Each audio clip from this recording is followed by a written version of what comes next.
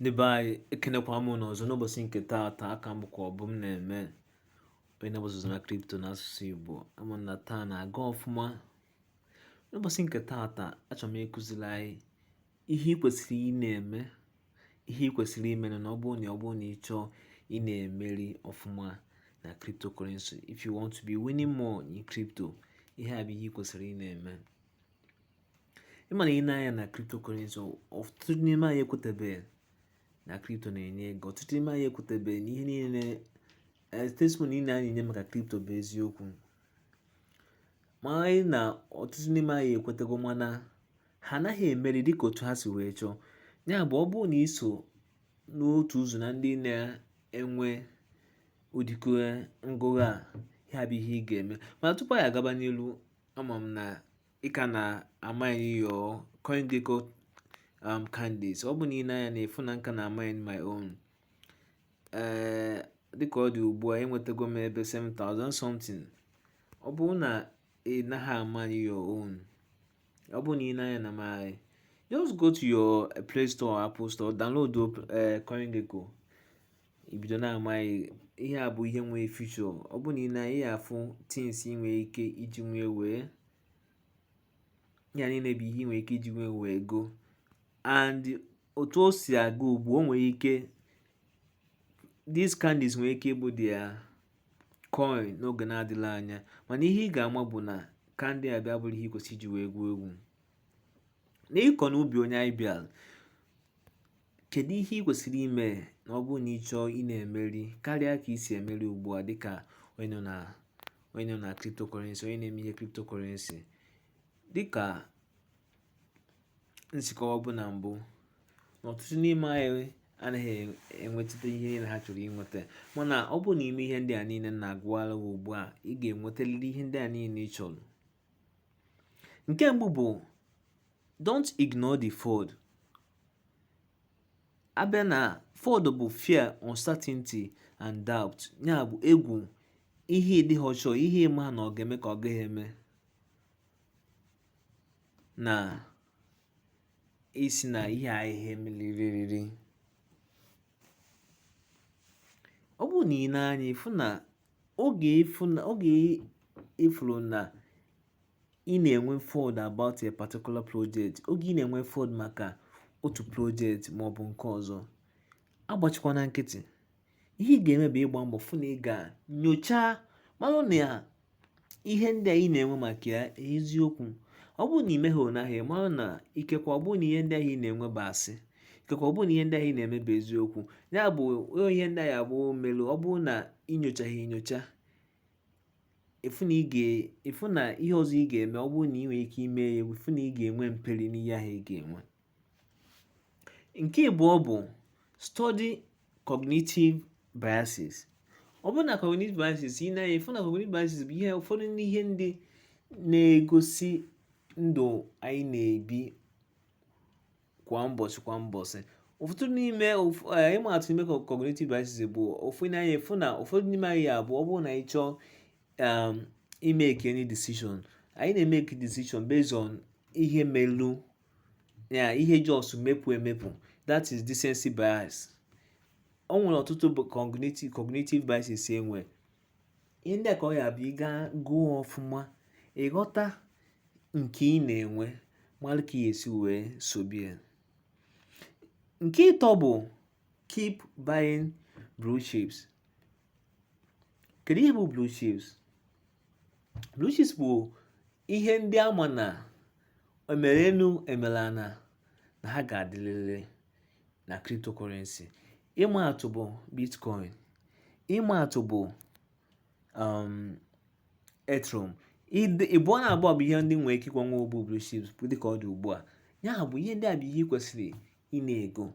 Ana ihe ọzọ ị nwere ike iwe dịka blue chips bụ ihe na bụ stablecoins. Ọ bụrụ na ị gebeghị ihe bụ stablecoins, na ihe na ị na-anya na description, na ị ga-afụ ihe ga-egosi ihe bụ stablecoins. Ya bụ bido na-ego ha kwa mgbe, bido na-ego stablecoins kwa mgbe.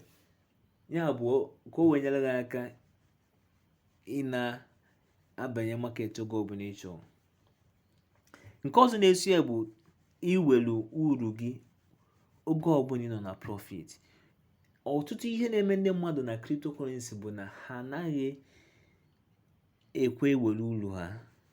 Mmadụ ya ego cryptocurrency, o nwere ike ọ bụrụ na o golu bitcoin o ji $100 go baa $150, onye ekwe were profit ya.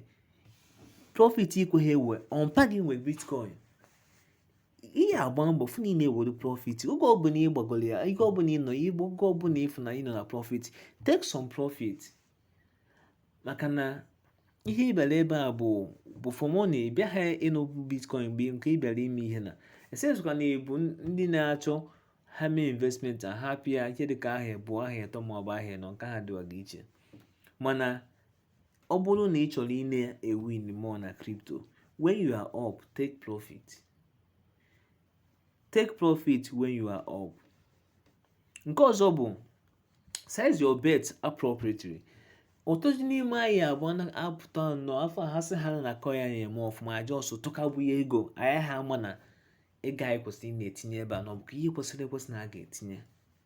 Ya bụ before you go any coin ọ bụ na ị ga-ebu ụzọ malụgodo this coin o nwere good fundamentals. Ịkwe ọtụtụ n'ihe ndị kwesịrị iche ka onye wee mara ego ndị kwesịrị iji wee tinye. Ịma na ebe ọ bụla ị na-etinye ego gị bụ ihe ị kwesịrị ịma otu ọ ga-esi wee gaa. Ya bụ before itinye ego gị ebe ọ bụla ị kwesịrị ịma na ego ị na-etinye ebe a na o kwesịrị. Ịjụ onwe gị, ọ bụkwa nnọọ ebe a na-achọ itinye ego ma ọ bụrụkwa na ọ gaghị otu o kwesịrị isi wee gaa, gịnị ka m na-eme? Ọzọ bụ find some friends and grow with together. Ọ na m ekwu ihe a ka nwana m akụ ya ka ekwe ka mgbe chọọ ofu community join ya, chọọ ofu community sonyere, chọọ ofu ndị ịma na-akọ ihe gbasara crypto na-eme ọfụma sonyere. Ọ bụrụ ndị ị ga-akwụ ụgwọ, kwụọ ụgwọ banye. Maka na ihe ọ bụla a na-eme n'ụwa a, ị na-edire ịnọ n'akụkụ ndị na-eme ọfụma. You need a community. Nye mere cryptocurrency ji wee bụrụ inclusive. Onye ọbụla achọrọ, onye ọbụla, ọ nweghị onye achọghị iche. Ya bụ chọọ friends gị ma na-eme ọfụma, gị na ha nọkọta ọnụ na-atụkọta aro ọnụ. Nke ọzọ bụ ọtụtụ n'ime anyị abụ anọghị na bear market dịka a na ugbu a.